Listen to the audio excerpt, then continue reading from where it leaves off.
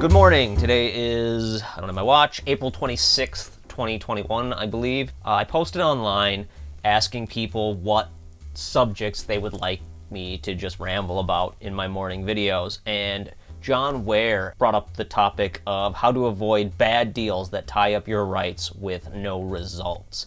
I thought this was an interesting topic because when I did the deal with The Good Exorcist with El Rey and Go 90, I expected not to have the rights. When I made the movie, I went into it thinking, well, I'm not going to own the rights to this movie anymore. El Rey is going to have the rights, so I need to make something that will be useful to me in the future for, like a demo reel piece. Like, that was a big part of why I made it, knowing that I wouldn't retain the rights. I think one of the biggest issues we have is that we all kind of have this expectation of what we can do with the movie afterwards, and that ends up failing when we don't really think about, like, once it's done, what can I do with this? It depends on what the deal is. I think a lot of people read the fine print and then sort of just disassociate with it. They go like, okay, well, I'm not going to retain the rights to this movie when it's done, but maybe I'll retain the rights to it, instead of thinking realistically, like, what can you do with this movie?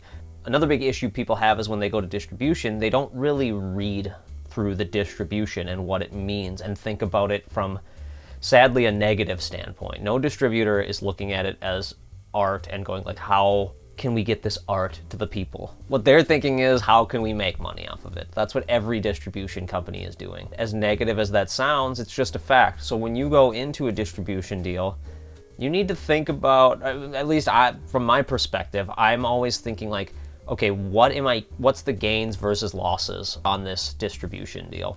With The Good Exorcist, I have a distribution deal now in place years later, because I did just have to deal with getting the rights back and deal with, what the movie was doing, the fact that it is kind of co-owned by me and El Rey at this point. Where can I go that will actually get the proper eyes on it? With independent films, you have the option of not even going through a distribution, not getting tied up in a bad deal, but just putting it out yourself. I know a lot of people who are putting their movies out for free on YouTube now. They're just posting them. And it's a great way to get eyes on your movie and actually get it seen in an easy way that people can just get to. Are you going to make a ton of money off of it? Probably not. Would you make a ton of money if you went through a distribution? Probably not. One of the most challenging things right now in filmmaking is just competing with the massive amount of films that are coming out, especially independent films, because you can go watch an independent film on Netflix that cost $5 million, and you can watch my independent film that cost $2,000, and either way, they're independent to the audience. The audience doesn't know the difference, really.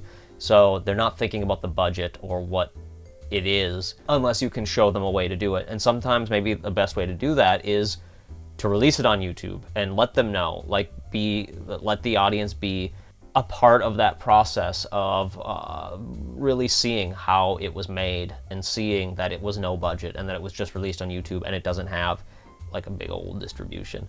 But that's a challenge, and this whole game of the post-production, getting your movie out there, is really hard. And it's not the way our creative minds think. One of the things that you can do right off the bat is, as you're making your movie, as you're starting this process, actually considering, like, what is going to be my distribution method. That's what I've been doing with all of my recent projects. I just released the 1st of November on Patreon, exclusively for patrons, and then it's going out to film festivals. And so you can see a sort of rough cut, a almost finished cut on Patreon, but then you have to go to the film festivals to see the final version and see what we do in the end. I knew that I was going to release it that way, and thinking about this new model of distribution with having my Patreon, where people can subscribe and help support it, and you give $1 or $5 a month or whatever you can give, and then it gives me the opportunity to show it as like a test screening. It's basically my test audience was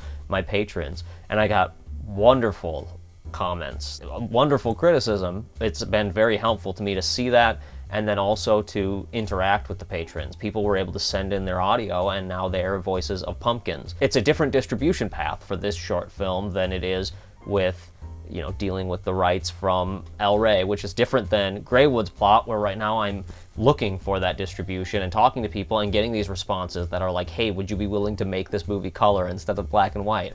Which I am not. But looking at what people are interested in and how they think they'll be able to sell it, that makes a huge difference. The short answer to this long ramble is I have no goddamn idea how to avoid bad deals. When you move forward, learning from what you did do, learning from what you hear other people talking about, I know that there are some distributors, Jesus.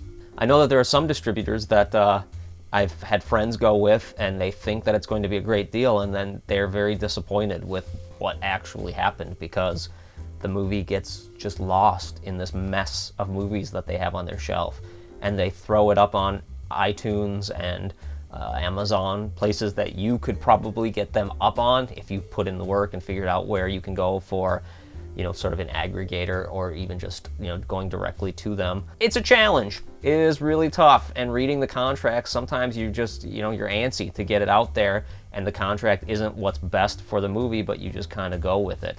My hope is that in the coming years, there is a resurgence of independent film, and it becomes a little bit easier for us to get our no-budget movies seen in some way. I think there are places like Aeroplayer and Shudder, these places where genre movies or odd horror movies that wouldn't be seen other places are getting picked up and shown. I don't know what those deals look like. I've heard a few people say that their movie was picked up by a certain distribution and it just kind of went up and nothing really happened, and they made a couple bucks. It was as much as they could have made if they printed Blu-rays and sold them themselves at Comic-Cons or whatever, film conventions, or just selling it on their website. It's really tough. If you're thinking about it at the beginning of the process and like, how do I want this movie to be distributed, and then moving forward, actually analyzing where you think it would fit best, I think that could be key.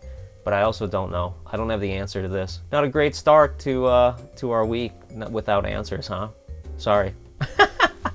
I love that. I love that I don't have the answers, because I'm learning it along with all of you. What I do know is we got to keep kicking ass, making our art, and doing our best to actually get our stuff out there and try to get it seen. Keep kicking ass, everyone. Let's have a great day. Hands in. Go team. Let's have a day. It's hard today. My meat feels like loafing. I'm tired. I'm really tired. This weekend kicked my ass a little bit doing all that stuff for the 1st of November, but it's done. There's a cut that I exported on Friday, which is very different already by today. There's a new outro, there's a new credits, there's new there's new visual effects.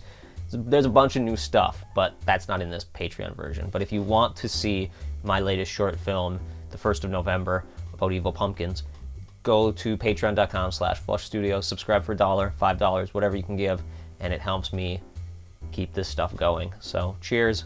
Let's rock and roll.